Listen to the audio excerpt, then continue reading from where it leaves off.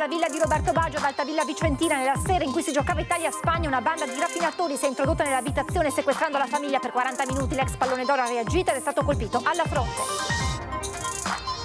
L'ex campione, sentito a lungo dai carabinieri, attraverso il suo manager ha ringraziato per l'affetto e la solidarietà ricevuti. Ora ha aggiunto: bisogna superare la paura. Bus precipitato dal cavalcavia di Mestre, il procuratore Kerchi ha rivelato l'esito delle perizie, accertata la rottura del perno sullo sterzo e sul guardrail, vetusto e inadeguato. Strage di Santo Stefano di Cadore, 3,5 milioni di risarcimento ai familiari della famiglia di Favaro Veneto, falciata da Angelica Hütter per un difetto di notifica, salta l'udienza preliminare a carico dell'automobilista tedesca. È morta all'età di 70 anni Vera Slepoi, la psicologa e psicoterapeuta, è stata trovata senza vita nella sua abitazione di Padova, stroncata da un malore improvviso. In arrivo violenti nubifragi con piogge e grandinate, stato di preallarme dichiarato dalla Protezione Civile regionale, interessate le zone montane e pedemontane e le pianure occidentali, timori per Adige, Brenta e Alto Piave. Buonasera e ben ritrovati con l'edizione regionale dei nostri telegiornali, che si apre con la cronaca e con l'assalto nella villa dell'ex pallone d'oro Roberto Baggio ad Altavilla Vicentina, proprio nella sera in cui si giocava Italia-Spagna agli europei.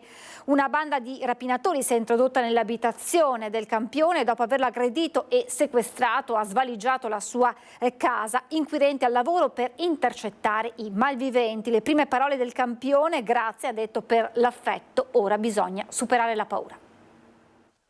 Esce in macchina dopo essere stato ascoltato nella sede del comando provinciale dai carabinieri di Vicenza, che conducono le indagini sulla rapina subita dal campione Roberto Baggio. Visibili i segni dell'aggressione mentre rientra a casa ad Altavilla Vicentina, teatro della rapina all'ex calciatore consumata durante la partita Spagna-Italia.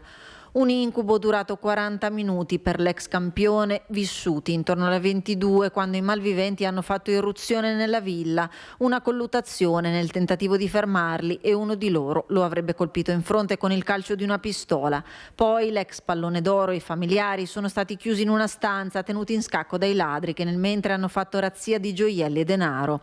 Quando la banda ha lasciato la casa sono riusciti a chiamare i carabinieri. Per il campione lividi e qualche punto di sutura, per gli altri familiari illesi, tanto spavento. Il Divincodino ha ringraziato per l'affetto ricevuto. Ora rimane da superare la paura, così ha detto Roberto Baggio tramite il suo storico manager Petrone. E tutta la solidarietà arriva da parte del mondo della politica, dello sport, della società civile, da sempre legata al campione. So per vie traverse che la famiglia ovviamente è in una situazione delicata in questo momento e ribadisco, hanno tutto il nostro appoggio e tutta la nostra comprensione. Noi sappiamo che le forze dell'ordine sono all'opera e di conseguenza confidiamo in loro, ma ribadisco ancora una volta la sua privacy da parte mia verrà rispettata assolutamente e noi siamo qui per dargli tutto il supporto possibile. Notizia che ha fatto il giro del mondo, un andirivieni di cittadini, tifosi, curiosi davanti alla villa del campione presidiata dai carabinieri che stamattina hanno effettuato un nuovo sopralluogo e acquisito le immagini di videosorveglianza. Zona immersa nel verde, nuova a questi episodi, ha ricordato l'ex sindaco e vicino di casa dell'ex calciatore. Non era mai accaduto, quindi come anche vicini di casa sostanzialmente, come abitanti di questa bella collina caratterizzata appunto da villette isolate, villette isolate, non avevamo mai avuto questa grande preoccupazione. E naturalmente c'è lo sconcerto tra i compaesani di Baggio che dicono: Roby è uno di noi, siamo con lui e la sua famiglia. È un grandissimo campione Baggio, è il mio preferito fra l'altro, perché ha giocato anche a Firenze per esempio. Guardi che i fiorentini per voler bene a una persona ce ne vuole. Quindi c'è dispiacere per quel che mi è dispiaciuto moltissimo. D'altra parte viene da reagire distinto. Lo vede raramente, però è un grande campione a cui tutti sono affezionati. Beh certo, sì, tutti. Siamo tutti affezionati perché è un nostro vicentino, anche se ha fatto poco nel Vicenza perché è stato richiesto subito e quindi Però è un simbolo. Ce l'hanno portato via e quindi ma è sempre un grande campione per noi. E quindi tutta la cittadinanza esprime un po' la vicinanza anche per quello che è successo? Sì, certo, anche se non sono informato bene perché non lo so, però insomma la vicinanza in queste cose sempre. Conoscete Baggio, che è un po' il simbolo di questa cittadina? Sì, certo, lo conosciamo. Ogni tanto viene in negozio. E lei ha saputo stanotte cosa è successo? Sì, ho saputo e ci dispiace molto perché è una cosa brutta che è successa in paese.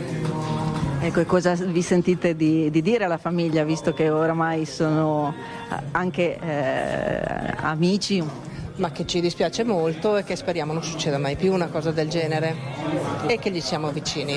Lui è molto carino, molto cortese, io abito alla Perara, lui viene spesso alla Sagreta della Perara e era ospite anche nei giorni precedenti. Ecco, anche a me dispiace molto e spero insomma che non succedano più queste cose e mandiamo un abbraccio a tutti.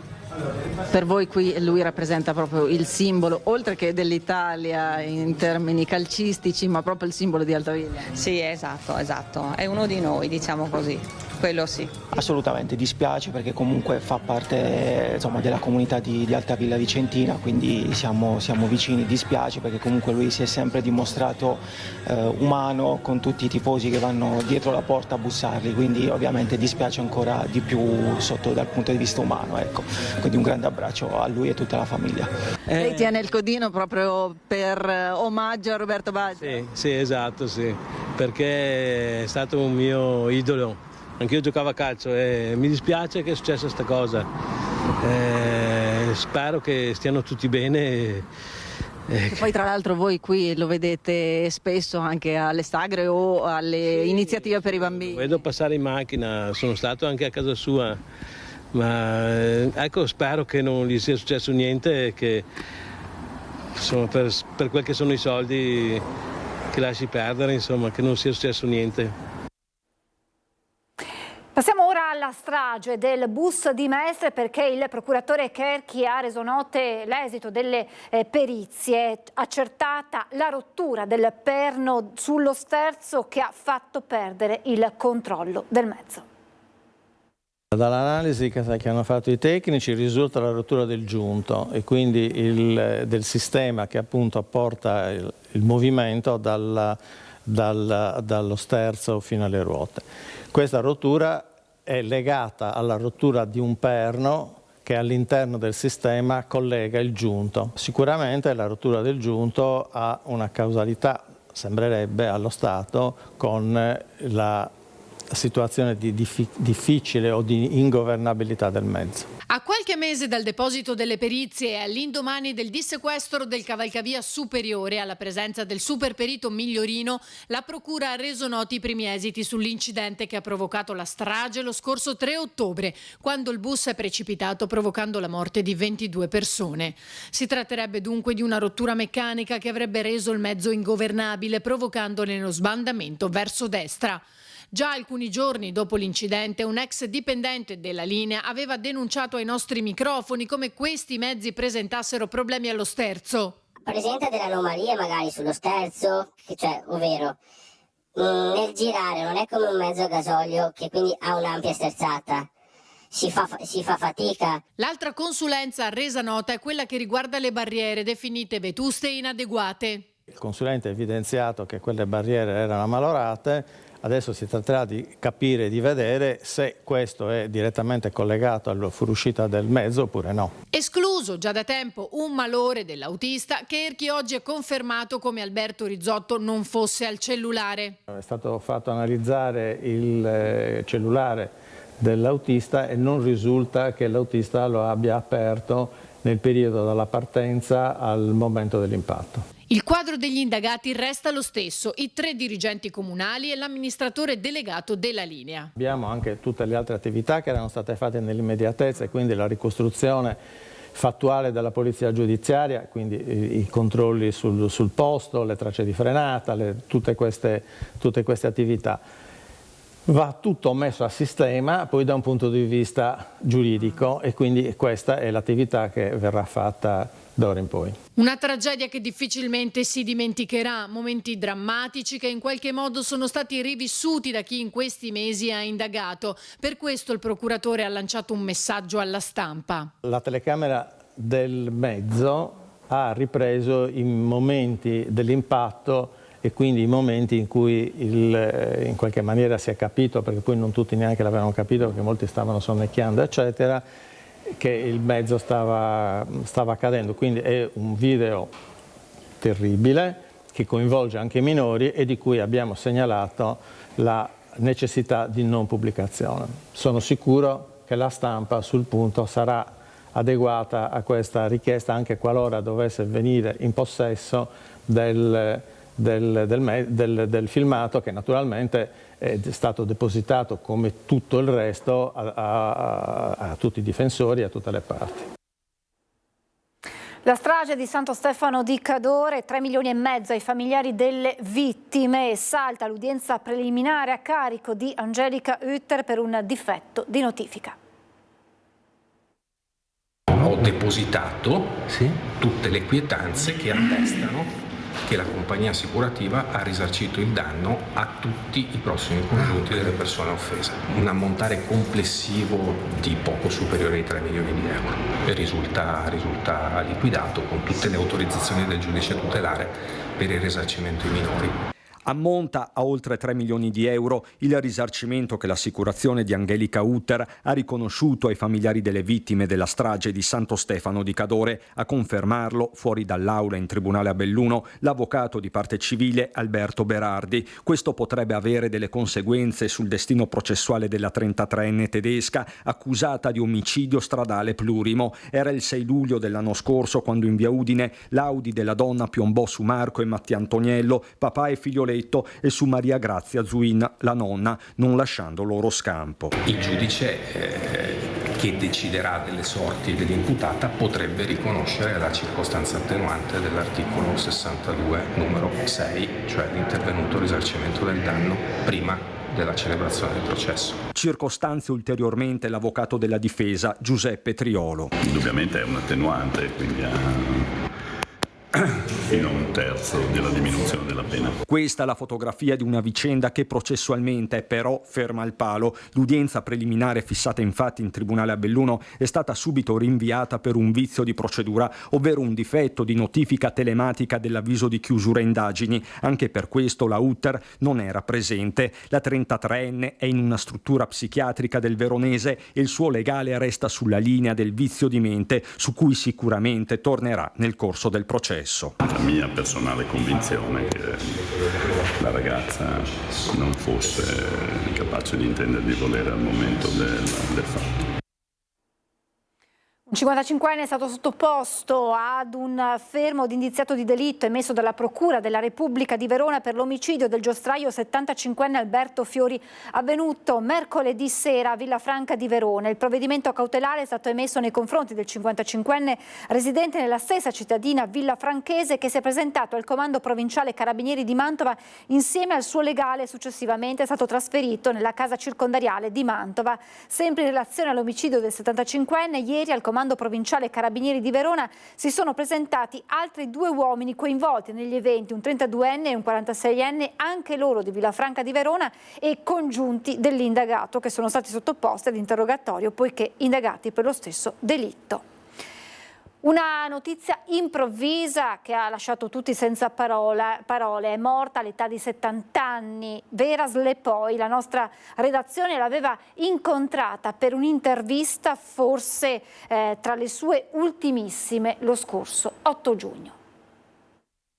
I cittadini vivono un momento sociale molto complesso, che non è solo un problema legato all'economia. Noi puntiamo troppo e spesso al problema economico, che sicuramente ha la sua importanza, perché la qualità della vita si basa anche sull'economia, sui servizi che un paese riesce a fornire, ma nello stesso tempo c'è come una sorta di percezione che i problemi che toccano veramente le famiglie italiane o il singolo individuo non venga percepito, come ad esempio la situazione delle città, la qualità di vita delle città. La voce tranquilla, lo sguardo lucido ci aveva accolto nella sua casa padovana Veras Lepoi per un'analisi delle ultime elezioni proposta durante la maratona elettorale dal direttore del gruppo Media Nord-Est Luigi Bacialli. L'analisi dei bisogni dei cittadini, la era propria, non aveva mai temuto il confronto, spesso pungente. In questa occasione, ce lo aveva confessato, si era imposto a sobrietà. La sua voce libera è stata spenta all'improvviso, un malore se l'è portata via all'alba del primo giorno d'estate. Si trovava proprio a Padova. La corsa dei sanitari del 118 è stata vana. 70 anni compiuti lo scorso 3 maggio, Veras Lepoi era originaria di Portogruaro, nel Veneziano. A Padova si era laureata nel 1977 con una tesi sulla devianza e i meccanismi di controllo di una società attuale. Psicologa e psicoterapeuta, Veras Lepoi ha insegnato all'Università di Siena, è stata presidente della Federazione Italiana degli Psicologi. Numerose le sue pubblicazioni. Consigliere del Ministro delle Comunicazioni dal 2002 al 2006, a Padova era stata assessore alla cultura, musei e servizi sociali della provincia dal 1999 al 2004. Disincantato lo sguardo sulla politica attuale, spiegato nella sua ultima intervista, che suona come un suo lascito. È interessante il concetto di qui e ora, cioè facciamo le cose che ci riguardano adesso in questo momento, però si sa molto bene che c'è i progetti, cioè organizzare e gestire un paese, quindi una comunità ampia che è uno Stato, vuol dire che tu devi avere una visione a lungo termine, mentre si lavora, come ha detto lei, sulla risoluzione momentanea del problema, cioè chiudo un buco, ne apro un altro, non mi propongo il programma, anche perché molto spesso nel passato sono stati scelte di governi che hanno vacillato, che non avevano una durata certa. Questa visione anche del tempo in cui rimane un soggetto in carica o più soggetti in carica richiederebbe una grande riflessione, però c'è la paura che poi ci si innamori del potere e che ci sia troppo potere nelle mani di un singolo, quindi mentre in realtà quel singolo il potere ce l'ha sicuramente già. La cronaca adesso: violenza sessuale su minore e aggressione ad un carabiniere, arrestato un 40enne. Ha palpeggiato il seno a una minorenne che stava passeggiando con gli amici in centro città per poi scappare in piazza Battisti e minacciare con un coltello i passanti. Paura mercoledì sera a Thiene, dove è finito in manette un 40enne domiciliato in città, già noto alle forze dell'ordine, che completamente ubriaco brandiva l'arma davanti alle persone. Alla vista dei carabinieri l'uomo è andato fuori di testa, si è scagliato contro un militare, tanto che il collega, per fermarlo ed evitare il peggio, ha dovuto utilizzare la pistola elettrica per immobilizzarlo. È stato nel frattempo riconosciuto dalla giovane donna che aveva subito violenza poco prima. Il 40enne è finito in manette, deve rispondere di violenza sessuale su minorenne, porto abusivo di armi e aggressione a pubblico ufficiale. Celebrato il rito per direttissima, convalidato l'arresto, il giudice ha disposto per lui l'obbligo di presentarsi in caserma. Il Centro Funzionale Decentrato della Protezione Civile del Veneto ha emesso un nuovo avviso che aggiorna il livello di criticità per rischio idrogeologico per temporali allo stato di preallarme in tutti i bacini montani e pedemontani veneti: Alto Piave, del Piave Pedemontano, dell'Alto Brenta Bacchiglione Alpone, dell'Adige, Garda e Monti Lessini. In queste zone lo scenario sarà caratterizzato da fenomeni intensi, diffusi e in rapida evoluzione. Nel resto dei bacini regionali viene confermato lo stato di attenzione gialla. Viene confermato inoltre lo stato di attenzione per criticità idraulica gialla nei bacini dell'Adige. L'avviso è valido da oggi fino alle 3 di domani. Ed è tutto per questa edizione, vi lascio alla sigla e poi le previsioni del tempo. Grazie per averci seguito, buona serata.